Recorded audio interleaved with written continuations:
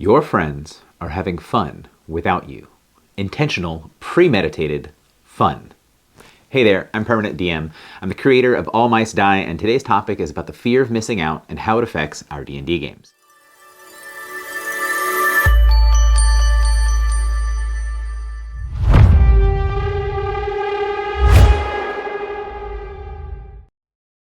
Every group I've ever played in or run for ends up having a bare minimum of players that need to be able to make the game for us to feel like we should run. That bar is different at each table. Some tables want perfection, 100% attendance from all players for the entire session. I think this desire for consistency, coupled with people being more likely to show up for something they paid for, is one of the big reasons we've seen a rise in paid DMing. Why people want the same group every time everyone meets same day, same time every week, and never miss a game as their baseline is pretty easy to understand. The same group of players and DMs want this unicorn game to last for years at a time and tell grand stories. I've never had the perfect version of this group, and I don't know anyone who has. Feel free to comment below telling me that I'm wrong, and make sure not to include the weeks that you skipped because someone was sick, or the times you ran without a person, or did a side campaign because the DM was burned out and needed a break. It would ruin the illusion.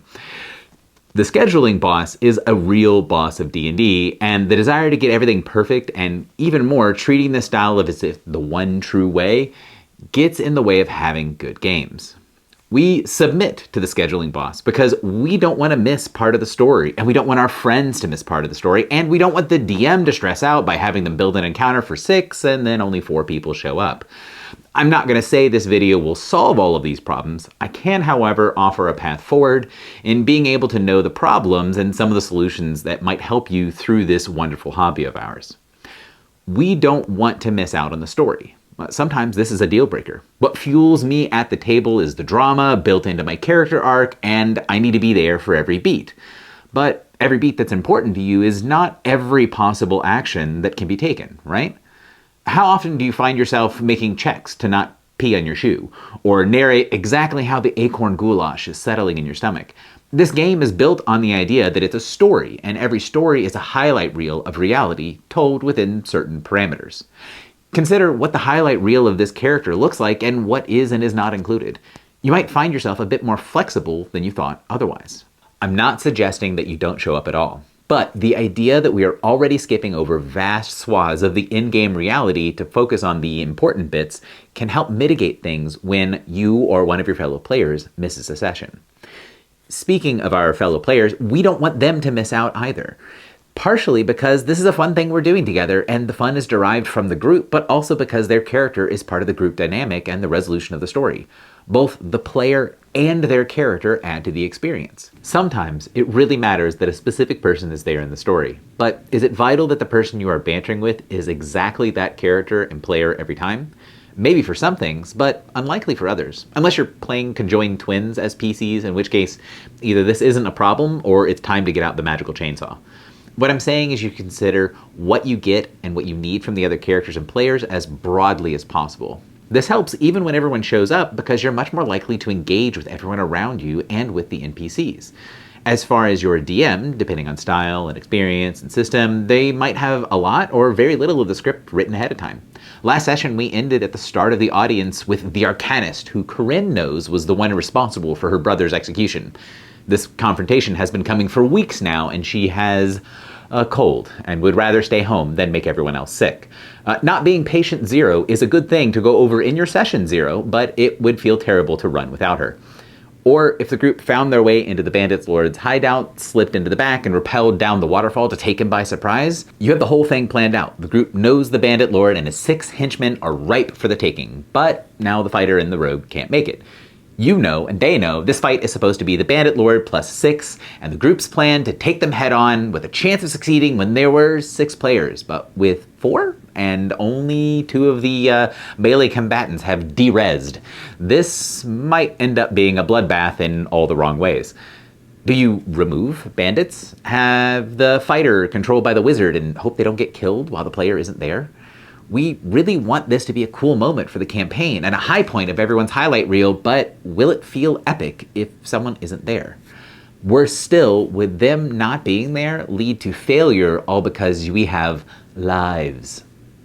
This is the point where I tell you I have the perfect solution for you, and because I'm the West Marches guy, the solution I'm probably going to offer is involved with West Marches in specific and knowing the problems and how to talk about them in general. The solution that works well for me is running and playing games that are more siloed off stories and more open tables.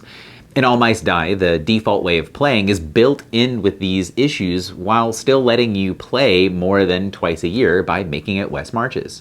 Players go on missions they are available for and schedule in things that they care about for highlighting. You don't show up to game every Saturday hoping to find something relevant to your character. You look at the stated objective of the mission, bring the Arcanist to justice, and since Corinne schedules it, we know it's important to her. If rescheduling has to happen, then Corinne isn't trying to get the stars to align for her and 3 to 5 specific other people for her schedule to align with. Instead, 3 to 5 members of a group that might have 15 or even 50 players. When the Arcanist shows up and the group says they will bring him to justice, the drama is also all the better because the players have the specific buy-in for the session itself, and they can cheer as the name of the movie is said out loud, finally. Knowing that each session starts and ends in town and knowing what you need to adjust, if anything, for the mission at hand reduces prep, stress, and makes adjusting to the group, or specifically not adjusting, part of the playstyle. There are 6 bandits and a bandit lord there. If you do take them with 4 people, what an epic story it could be, but you can also come back. I'm the guy who is going to pitch West Marches as the puppies and rainbows, obviously, but all the bonuses come with a fairly unique set of problems as well. Just like everything else in the video, the goal is for you to know the problem so you know how to deal with it, even if the way that you deal with it is to not play or to do something different. The first problem that has to do with fear of missing out and is unique to West Marches is the idea of going to kill the necromancer in the tower because another group did it. You can't be everywhere and do everything in every game world, but when your fellow players do a thing instead of the NPC ally, it could be a bummer. I talk about this more in my Open Gaming Tables video, so go check that out if you want some extra ideas. But the second problem is that people feel like the world is messier, the story less focused and cohesive in this style of play, and that a lack of returning cast can make things feel disjointed if done poorly.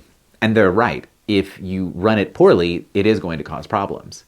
And if you want to know some more details on that and how to do it well, you can check out my video on the difference between telling a broad story and telling a deep story. But my West Marches game, All Mice Dice, is launching on Kickstarter soon. So if you want to hear about that, there's a link in the description below, and you can keep the conversation going by joining the Discord server. Because at the end of the day, West Marches is all about community. If you like what I'm doing here, like, subscribe, hit the bell button, all that sort of stuff, and consider supporting me on Patreon if you want more access to the cool stuff. Until next time, thanks for watching.